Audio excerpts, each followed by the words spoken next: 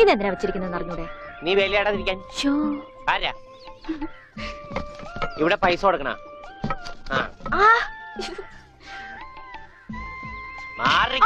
അയ്യോ അമ്മേ, ഒന്നും പറ്റിയോ? ഞാനല്ല, ഞാനാ വന്നിരിക്കുന്ന. നോക്ക്. പറഞ്ഞിട്ടില്ലേ ആരാ വന്നേക്കണേ? നോക്കണേ.